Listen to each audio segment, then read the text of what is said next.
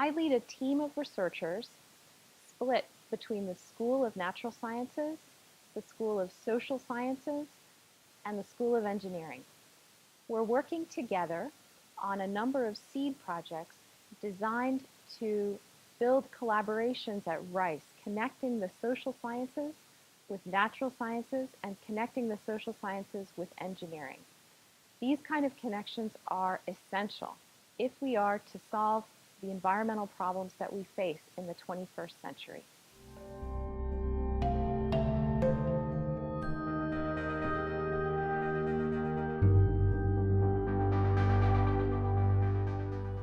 We've known for probably the last 20 or 30 years what the issue is with climate change.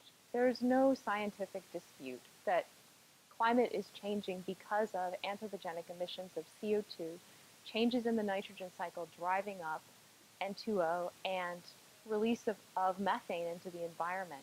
But these greenhouse gases and the processes that control their release into the environment is driven by humans, not by science. And so while we have a knowledge of how this happens, finding solutions is fundamentally a social science problem. And we scientists and engineers need to learn to talk to social scientists and listen to social scientists so that we can work collaboratively with them to address problems related to water, climate, and sustainability in the 21st century.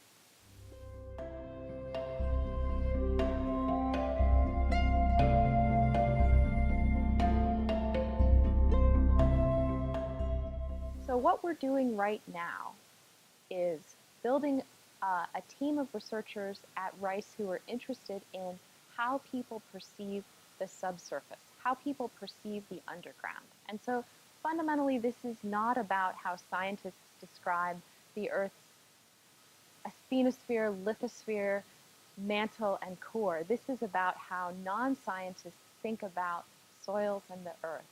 And we absolutely need this fundamental social science research so that we scientists can communicate more effectively with the general public about land use practices, especially land use practices related to energy and land use practices related to climate change.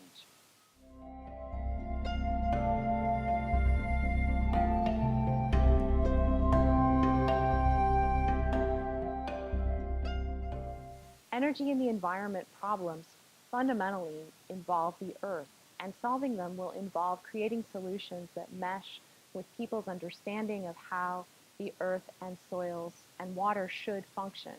And while we scientists can come up with solutions all day, understanding which solutions are going to make sense to people must involve collaborations with social scientists.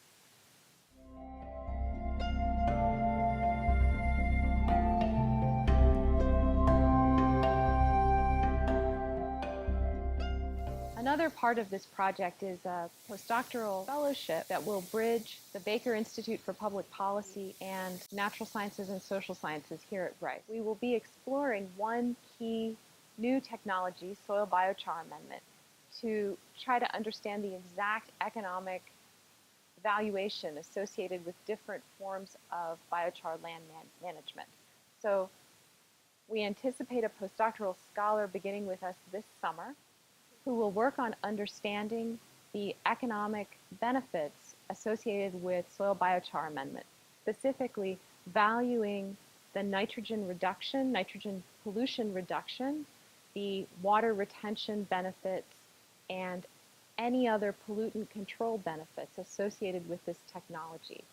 We'll add to that the carbon sequestration benefits so that we can develop a well-rounded sense of all of the financial incentives for implementation of this carbon sequestration technology.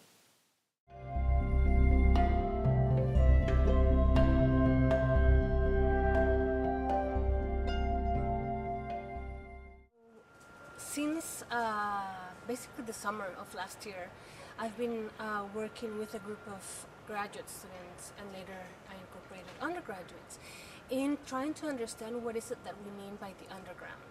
Many times when we develop ideas about how to face the challenges that climate change is posing to us, we take for granted some fundamental notions. And so this project was directed towards the question of what do we understand by the underground and what types of meanings are associated to the underground. So I began conducting a literature review with a group of two graduate students from the anthropology department. Then that was turned into a class, an undergraduate research experience class, for which undergraduates conducted their own research projects. And it ended with a workshop that we held a couple of weeks ago with the participation of a colleague from the University of California, Irvine. So the whole project, the whole process, I should say, has been really organized around this idea of multiple meanings. And instead of trying to pin down one meaning from the beginning, we've been exploring the different senses that the underground acquires. So we talked about the underground as a source of resources for human beings, but also the underground as a symbolic and metaphorical space that is mostly associated with darkness and danger and other values of that sort. We also talked about the ways in which the humans operate mostly by thinking at the horizontal level. The underground forces us to change our perception and think at a more vertical level and ask different kinds of questions about power, resources, sustainability. We also considered what does it mean to think about an underground social space, for instance, with the underground press that developed here in Houston during the 1950s and 60s, or different political underground movements around the world.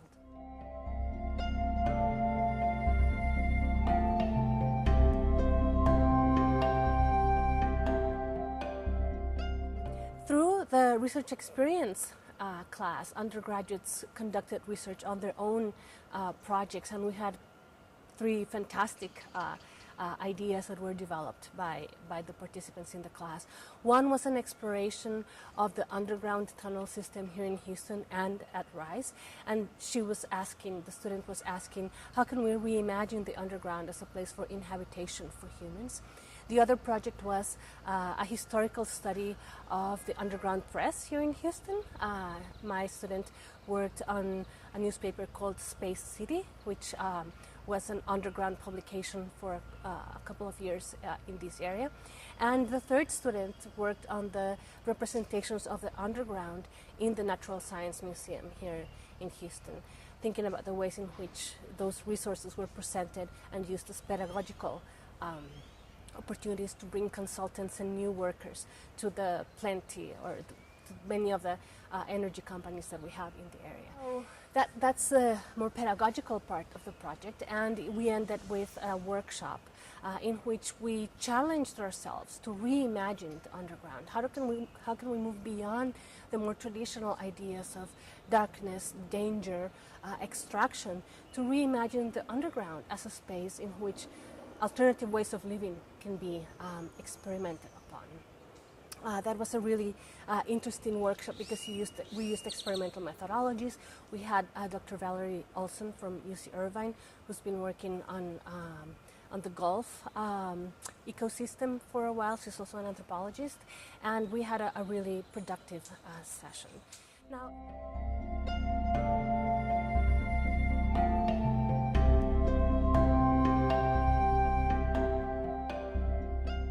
Now, in the future, this project is going to take different forms. One is a more specific analysis of what are the principles that one could derive from these multiple meanings that we have been exploring. In other words, what kinds of questions should one ask about the underground if one is interested in developing new technologies or in proposing new types of projects for communities and governments to take on together. So what are the fundamental questions that one should ask so that those projects can unfold without presuming or taking for granted meanings that are not necessarily appropriate for that setting?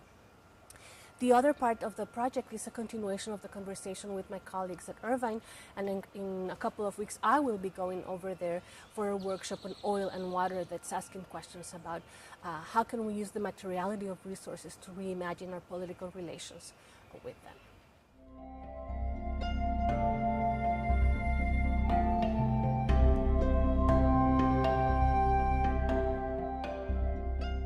One of the wonderful things that has happened through this project is the communication and collaboration that I have developed with my colleagues in the earth sciences part of campus.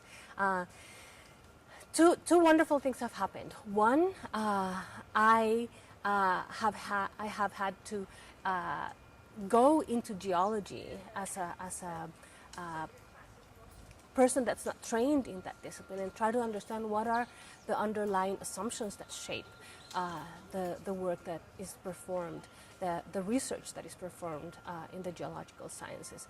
And that has, the meaning of that, or the implication of that, is that I've had to do some reading on the history of geology, for instance, to try to understand what's going on in the current cutting-edge work being done in the discipline. But also, in the other direction, I think that it has been really interesting for my colleagues over there, especially for Dr. Maciello, to engage in these conversations of what kinds of meanings do you take for granted when you want to develop something like biochar. How do you understand the ways in which communities deal with this resource or deal with that which is under the surface? And how do you do that in a responsible manner that is open to incorporating what these different perspectives have to offer? Because as you might imagine, many of the conflicts that we encounter in the developing of new, more sustainable possibilities for energy sources come from completely different understandings and senses of what these resources are. And out of that, different and asymmetric political implications and economic implications of these technologies. So my part of the project is contributing that question mark, if you will, of are we sure that we are aware that of the multiple meanings that something that you might take for granted, something like the underground has for different communities around the world, but also here in the United States and here in Houston. I think one lesson or one positive thing about this project is the combination of disciplines, is the fact that as an anthropologist, I'm talking to a geologist, for instance. This, despite the fact that we talk about interdisciplinarity very often, it's often hard to find spaces in which you can talk to each other at a very foundational and fundamental level. That is, explicitly addressing the epistemological differences between disciplines, so that I can basically go and say and tell a geologist, the underground might not be what you think it is. We often don't have that space to establish communication at that level. We often encounter each other at a more instrumental level. How can we solve a particular problem? But I strongly believe that if we want to move forward to a more sustainable and just world, we have to engage with each other at that level, at the very foundational level of the assumptions that we operate from.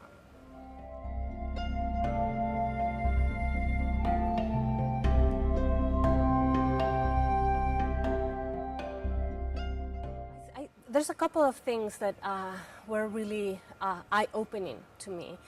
One was how through the pedagogical opportunities that I developed, my students developed a completely new way of relating to this resource or space. So the ways in which they see and understand the underground now after the class are completely different.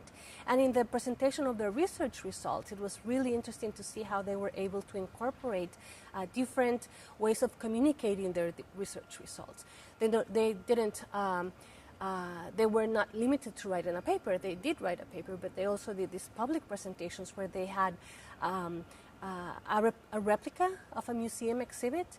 Another student had a zine. She produced a zine with these different notions of the underground, which she distributed amongst the audience that was there seeing her research results.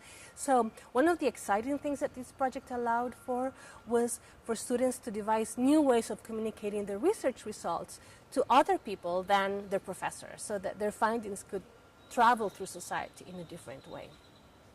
In my case, I'm really excited about this new methodology that we used in the workshop that I conducted a couple of weeks ago.